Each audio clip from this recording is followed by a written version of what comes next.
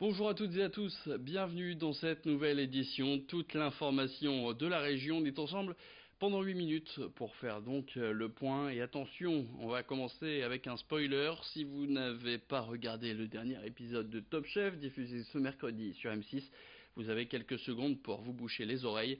Les autres, eh bien, vous savez de quoi je parle, en l'occurrence l'élimination de Damien Laforce, le candidat nordiste. Il était pourtant aux portes des quarts de finale. En dernière chance, c'est sur une légère surcuisson du filet mignon que le jeune nordiste quitte l'aventure. Après 10 émissions, une sacrée aventure donc pour Damien Laforce, qui a pu participer entre autres à l'épreuve mythique de la guerre des restos. Il revient justement au micro de Lucille Berthe Constant sur ces 10 émissions passées à l'occasion des 10 ans de Top Chef. Mais pour moi, c'est une nouvelle aventure qui commence. Aujourd'hui, j'ai plein de projets. Je compte ouvrir mon établissement à Lille. Voilà, un lieu cool. On vient se régaler entre amis, entre potes, avec une bonne bière à la main et des bons plats à partager. Alors, ce sera sur une thématique forcément axée sur les produits locaux, 100% issus du terroir, agriculture raisonnée, voilà, issus de ma cueillette aussi. Et voilà, je vous réserve quelques surprises, mais ce sera un lieu où on se régale, où on passe de bons moments. Voilà le jeune chef qui a donc des projets à découvrir très bientôt. On va revenir d'ailleurs avec lui sur son aventure à Top Chef et ce qu'il a pensé. Alors Top Chef, c'est une sacrée aventure. C'est très très sportif, ça nous demande beaucoup d'énergie, beaucoup de temps. Après, ouais, voilà, je pense que sur cette épreuve, j'ai été moins bon que les autres, ça s'est joué à pas grand chose. Mais c'est pas ça en vérité ce que je retiens. Je pense que voilà, j'étais très fier de représenter ma région à travers plusieurs assiettes. J'ai essayé de faire passer des messages et les messages sont passés. Donc voilà, c'est ça ma victoire. Allez, on passe au sport maintenant. Le Paris-Roubaix, c'est ce dimanche. Comme chaque année, la région Hauts-de-France met en avant les jeunes. Hier, des cyclistes âgés de 8 à 12 ans venus de toute la région ont eu l'opportunité de rouler sur le mythique vélodrome de Roubaix. Leur objectif, pouvoir se qualifier pour une course symbolique qui aura lieu dimanche, juste avant l'arrivée des coureurs professionnels. Les 30 jeunes cyclistes sélectionnés feront donc le dernier kilomètre de la course. Ils partiront depuis la Flamme Rouge, depuis le pavé Crupland AM jusqu'au vélodrome de Roubaix. À cette occasion, 9 jeunes ambassadeurs de la fondation Digest Science feront partie de la sélection. Une belle opportunité pour ces jeunes sportifs de vivre au plus près cette 117e édition du Paris-Roubaix. Plus d'explications tout de suite dans cette interview signée Rémi Desremaux. C'est un événement important pour eux puisqu'on sait que Paris-Roubaix c'est une ferveur très importante au niveau de la région, même au niveau national voire international.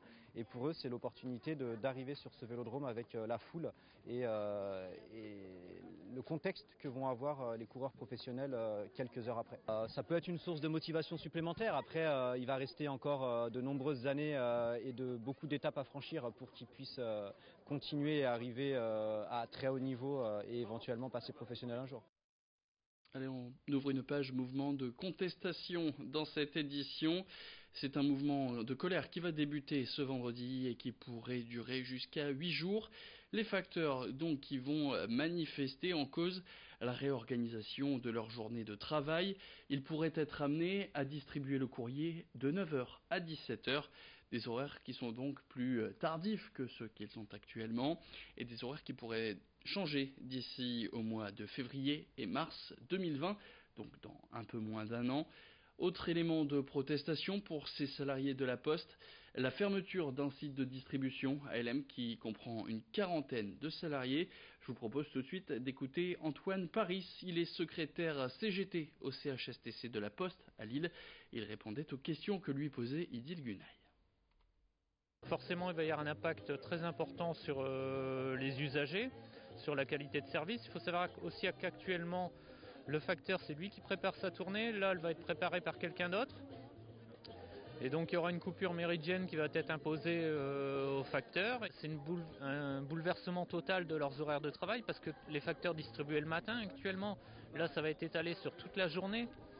Donc avec tous les problèmes que ça peut comporter, c'est vrai que pour les usagers qui également sont habitués à avoir le courrier le matin, là ça va s'étaler sur toute la journée jusqu'à 17h. Et il va y avoir un impact considérable sur les conditions de travail. Pour nous, c'est une dégradation des conditions de travail. Mouvement de contestation toujours, mais on parle cette fois des retraites. Vous allez l'entendre dans cette interview, les retraités qui étaient dans la rue ce jeudi. Ils ont d'abord manifesté dans les rues du littoral, comme par exemple à Calais ou encore à Dunkerque, Boulogne et Saint-Omer. Comme vous allez le voir sur ces images signées Florence Biard de Delta FM, dans l'après-midi, les retraités étaient aussi dans les rues de Lille pour protester contre leur perte d'autonomie. Eux se disent sanctionnés dans leur pouvoir d'achat depuis les 6 dernières années, la faute à des pensions qui n'augmentent pas ou peu, contrairement à une inflation qui est, elle, à 1,7% des retraités. Ils ont d'ailleurs été reçus à la préfecture du Nord ce jeudi pour parler de leurs difficultés dans une région considérée comme une des plus pauvres de France métropolitaine.